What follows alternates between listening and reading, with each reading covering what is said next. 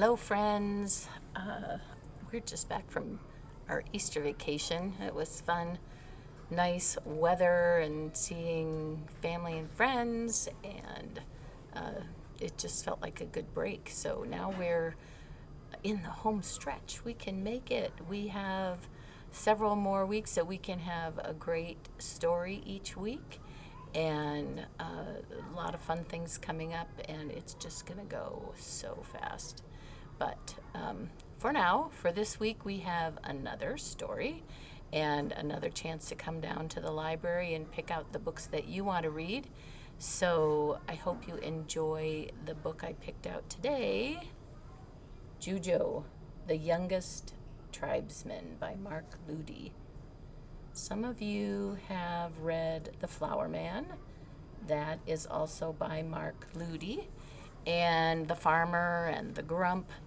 But Jujo is one of my favorite stories, so hope you like it too.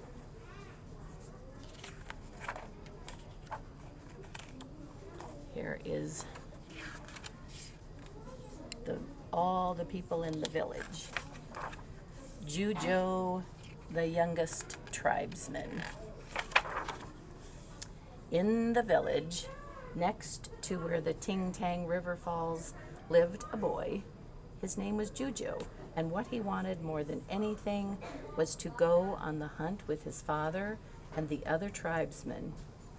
But he was too young. When Jujo complained, his father would smile and say, "Have patience, son. The day will come." But being patient wasn't easy, so Jujo made the most of his time. When he wasn't shooting arrows or tracking the trail of a bullaboo bug, he was right by his father's side, learning the little things in life that count for a lot. And then, one day, the chief called for him. "Welcome, Jujo," said the chief. "I understand you wish to walk with the men of our tribe." Jujo bowed low. "More than anything." "Then we must test you to see if you are ready. At dawn tomorrow, you are to leave us and head out alone. Take the path till you arrive at the great rock. You are to stay the night on this rock. Do not get off for anything. Return at first light.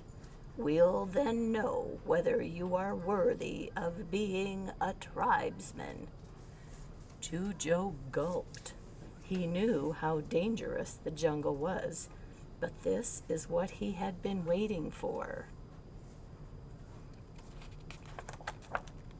The next morning, his father took him aside and said, "Remember all I've taught you, son." And Jujo waved goodbye and headed on his journey. As the path led him deeper and deeper into the jungle, he felt smaller and smaller.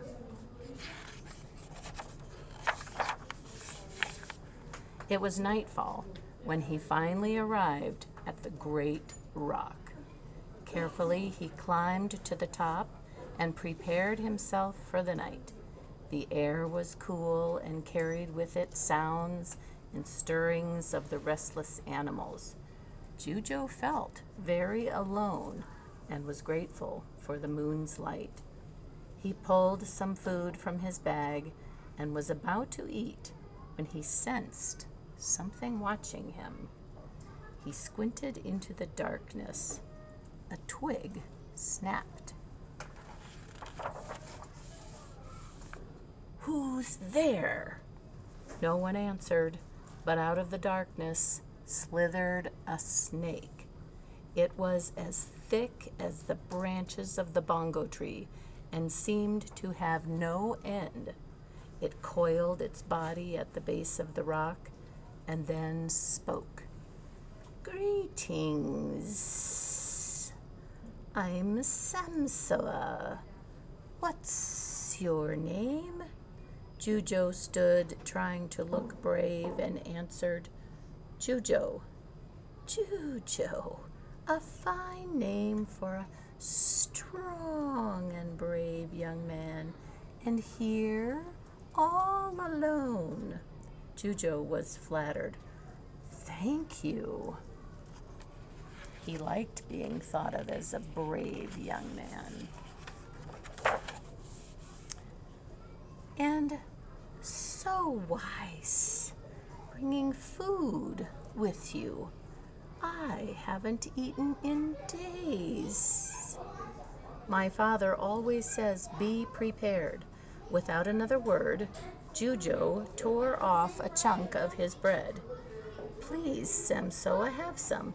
I have plenty. So kind you are, but let's share our meal together. There's a lovely spot down here. Jujo had heard tales of snakes all his life, not to trust them. But Samsoa seemed kind enough, and it was always a good thing to share. Jujo was halfway down the rock when he remembered the words of the chief. He stopped, and it was a good thing he did. Samsoa had secretly been wriggling his tail to the back side of the rock where Jujo couldn't see. He was just waiting for the perfect moment to snag the boy and then have him for his midnight meal. Yeah, it's always good to remember what people who are more experienced and have wisdom tell us. When Samsoa saw that Jujo had stopped, he reached and grabbed hold of his ankle and squeezed Jujo. Jujo knew he had to act fast. Taking the bag from his shoulder, he swung it at the head of the snake. The whack sent Samsoa reeling.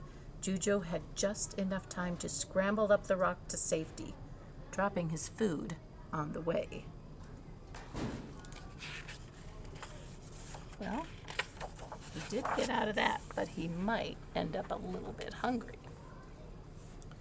You're faster than I thought, said Samsoa. And then, seeing Jujo spilled food, he gulped it down in one mouthful. But so generous, he said, as he slithered away. Jojo knew he had made a huge mistake. He sank onto the rock, shaking with fright. He felt very hungry and very alone.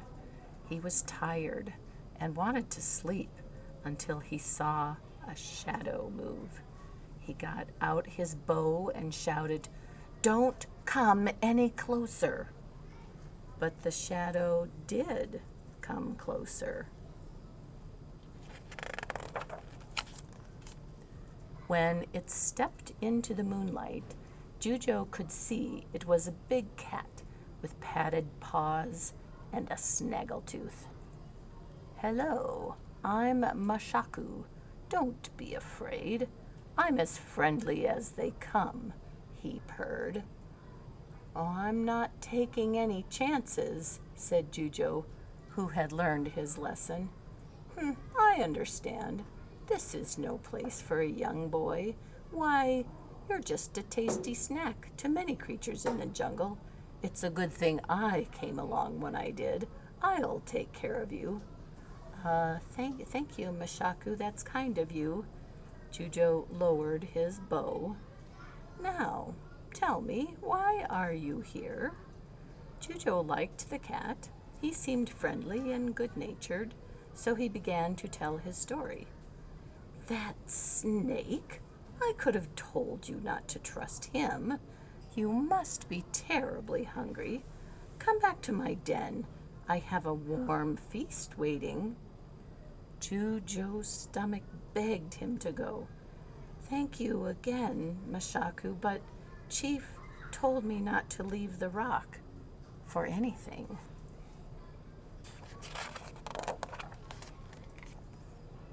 Mashaku thought for a moment. My friend, I can't leave you here all alone. I'll stay with you for the night.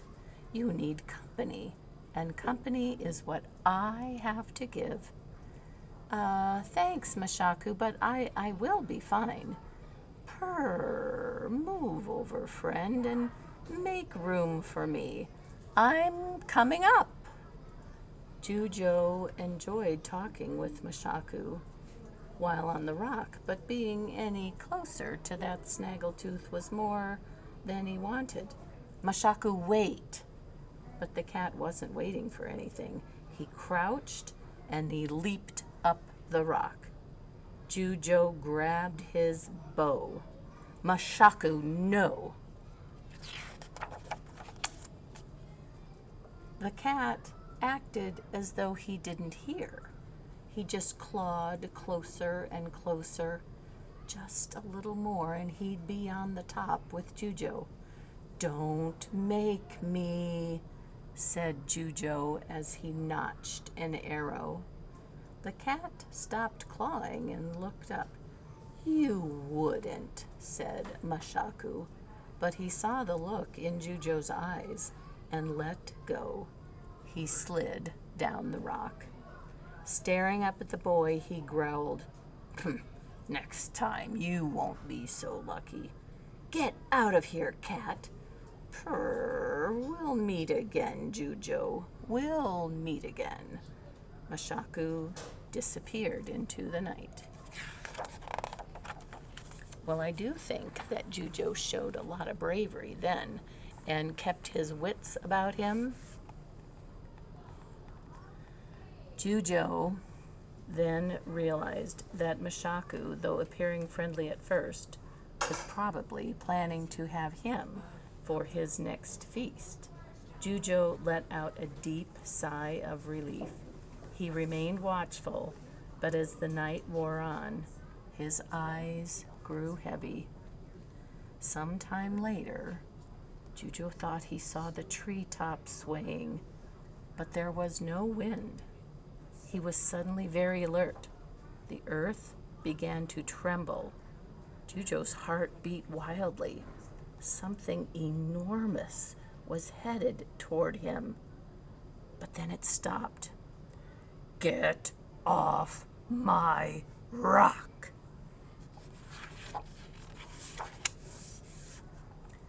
Jujo was frozen with fear. Did you not hear me? Get off my rock!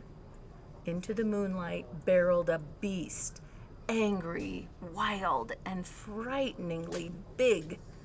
There was no mistaking who it was. Every child in the tribe had heard tales of the jungle king Koka Maroka. Jujo knew he couldn't fight. His arrows would be useless against such a beast. What could he do? He was terrified. And then he remembered who he was. He was his father's son, and he thought quickly and stood slowly.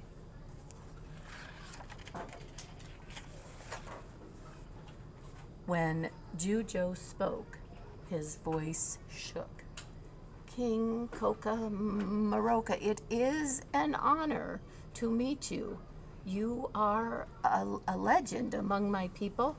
We've heard you are the mightiest creature in all the jungle and the most feared. Some say you show no mercy and have no heart, but I believe they are wrong. I believe one who is so powerful must also be kind and generous and enough, the gorilla shouted. Do you know that I could crush you with one fist? You have some nerve coming into my jungle, sitting on my rock, and trying to play games with me. What is your name? Jujo stepped back, hoping he hadn't made a foolish mistake, but he answered, Jujo, sir.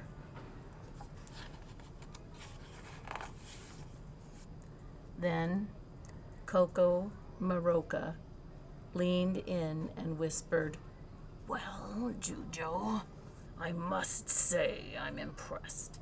Never in all my years have I seen so much courage in one so young.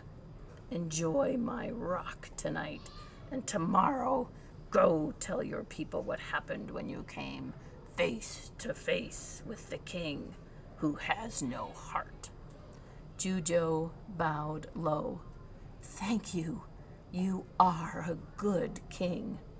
The mighty beast grunted one last time and then turned and left, just as he came, making the earth tremble. Jujo could hardly believe what had just happened.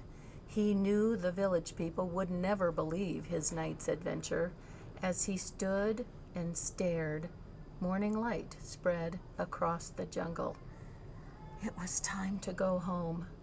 Looking around one last time, Jujo saw something that startled him more than anything he had seen all night. In the shadows of the brush, just feet away from where he'd been, was his father. Smiling widely, he stepped toward Jujo.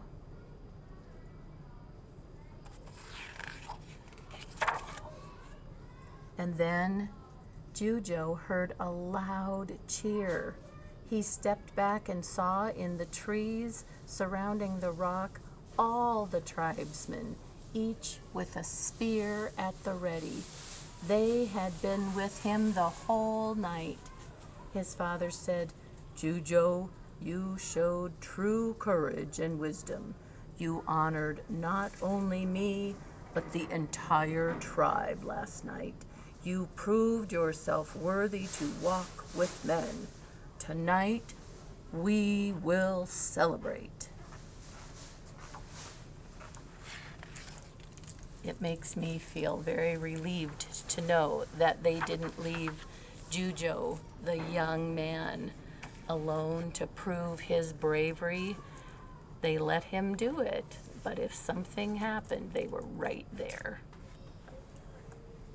The tribesmen cheered again and continued to cheer in the way the Ting Tang people do, all the way back to the village. And Jujo looks like he is happy to have that night over and go on as kind of a new part in his life where he will be with the part of the men who get to go out and explore and come across interesting and sometimes dangerous situations, learn many more things. But I think he really learned that family is always there for you, and his whole village was part of his family who will always watch out for him. We have people like that in our lives, our neighbors and our teachers and grandparents and lots of people around us who always watch out for us. And we hope to always make them proud too of us. So I hope you liked the story today, and I can't wait to see you in the library. You can check out some great books before things just start getting crazy or busy around here, and before you know it, we'll be out of school. See you soon. Bye.